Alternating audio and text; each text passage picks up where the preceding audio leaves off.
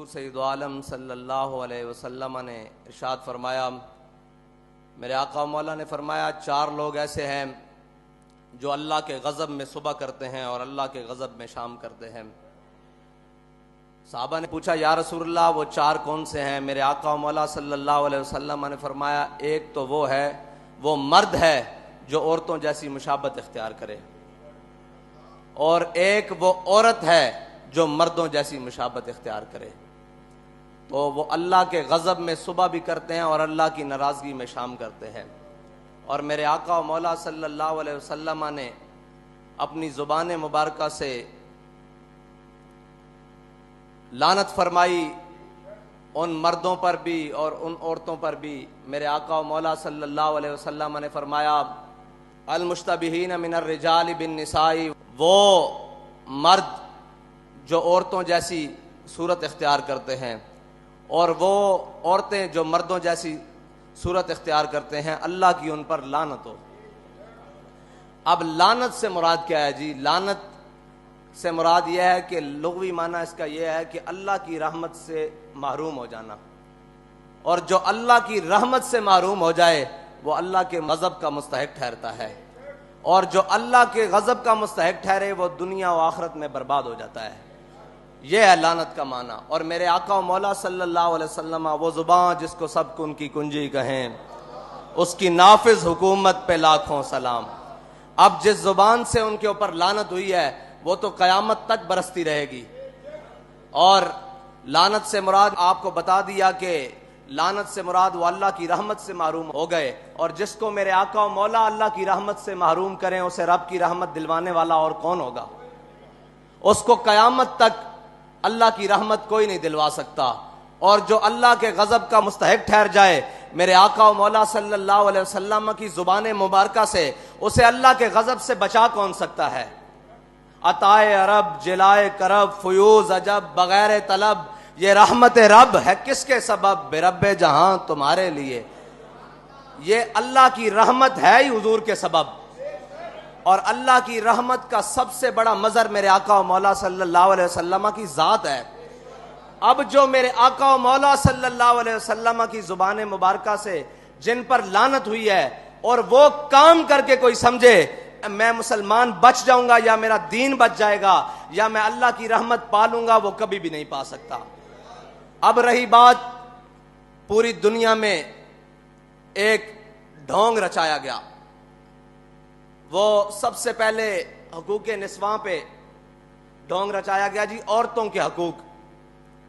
پھر اس کے بعد رچایا گیا جی اقلیتوں کے حقوق۔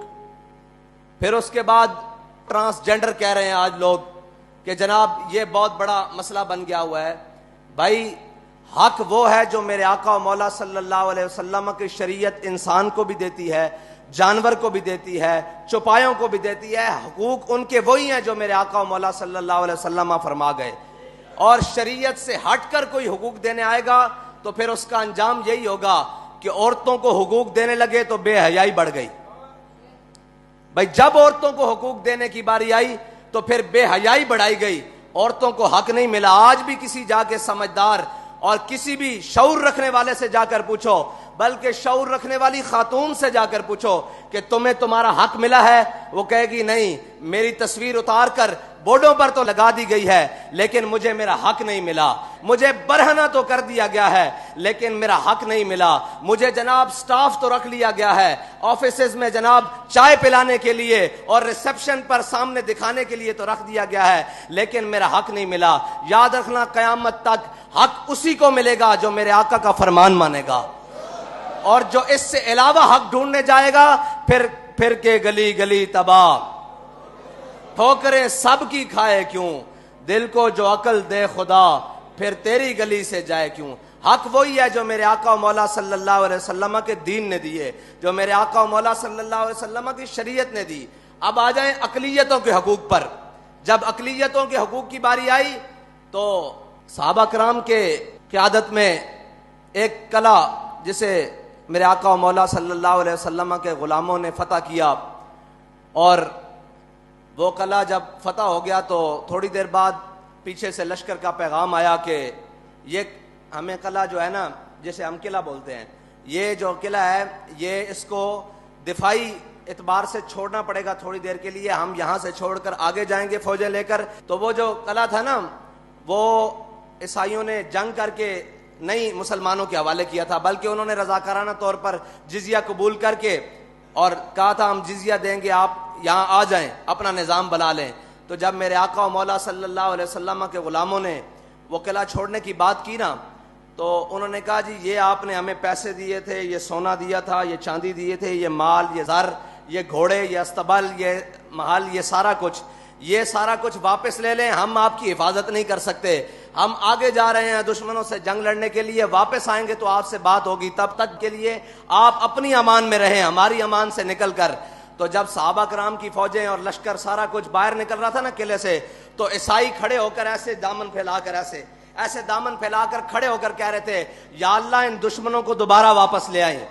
یہ ہے اسلام کی اقلیتوں کے لیے حقوق. وہ قلعے کی دیواروں پر کھڑے ہو کر کہہ رہے تھے کہ یا اللہ ان دشمنوں کو دوبارہ بھیجیں، یہ دشمن نہیں، یہ تو ہمارے محافظ بن کر آئے ہیں. اسلام اقلیتوں کو اس طرح حقوق دیتا ہے. لیکن جب ان گماشتوں نے، ان یہود و نصارہ کے ایجنٹوں نے اقلیتوں کے حقوق دینے کی بات کی اور عالمی ایجنڈے کو اپنے گلے میں پہنا تو پھر کیا کیا؟ پھر یہ کیا کہ جب ان کو حقوق دینے کی باری آئی تو جو سب سے بڑا گستاخ تھا، جس کو عیسائی بھی قبول نہیں کرتے، جس کو یہودی بھی قبول نہیں کرتے، جس کو دنیا کا کوئی مذہب میں رکھنے والا قبول نہیں کرتا، انہوں نے اس کو حقوق دلوا کے جہازوں میں بٹھا کے باہر کے ملک بھیجا ہے. بھائی گستاخ کے لیے اقلیت ہے، یہاں اقلیتیں بس رہی ہیں، یہاں ہماری گلیوں میں، کوچوں میں صفائی، روڈوں پر صفائی، اقلیتیں بڑے بڑے کام کرتی ہیں، یہاں ہمارے دفتروں میں موجود ہیں، ہر کام کے لیے ہر جگہ موجود ہیں. ان کے حقوق کی بات کرو، تمہیں گستاخ کے حقوق کے ساتھ کیا ہے؟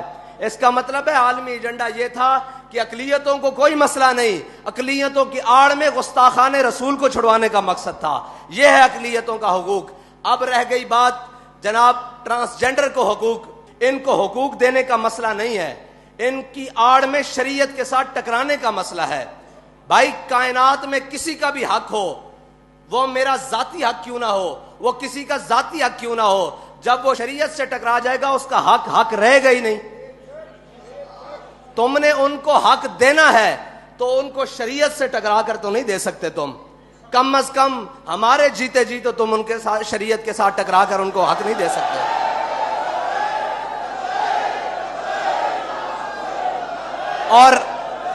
اور وہ حق رہا ہی نہیں جو شریعت سے ٹکرا جائے. اب تو وہ کفر بن گیا ہے جو شریعت سے ٹکرا کر ان کو حق دینے کی بات کرے. اور اس کفر کو جناب بات کرنے کی یا اس کفر کو نافذ کرنے کی بات کرے گا تو پھر اسلام کے سپاہی اس کے سامنے کھڑے ہو جائیں گے انشاءاللہ. اور انشاءاللہ پھر اس طرح کھڑے ہوں گے جس طرح فیض آباد میں کھڑے رہے ختم نبوت کے لیے، اور پھر اس طرح کھڑے رہیں گے جس طرح وزیر آباد میں جناب ناموس رسالت پر پہرا دینے کے لیے کھڑے رہے. خبردار جو شریعت سے ٹکرائے گا. ہمارے بڑوں نے اس ملک میں قربانیاں تمہاری عیاشی کے لیے یا شریعت سے ٹکرانے کے لیے نہیں دی. ہمارے بڑوں نے قربانیاں اس ملک میں اس لیے دی تھی کہ اس ملک کا نظام لا الہ الا اللہ محمد رسول اللہ کے مطابق چلے گا. اس ملک کا نظام میرے آقا و مولا صلی اللہ علیہ وسلم کے دین کے مطابق چلے گا. اس ملک کا نظام میرے آقا و مولا صلی اللہ علیہ وسلم کی شریعت کے مطابق چلے گا. اللہ تعالیٰ تو آنو تے مینو حضور دے دین نال وفا نصیب فرمائے. اور جناب حضور دے دین دی سربلندی واسطے سانو ہمیشہ میدان عمل چ رہن دی توفیق عطا فرمائے. جے اے بل واپس نہ ہویا تا انشاءاللہ پھر اے تا جے گل ہے نا.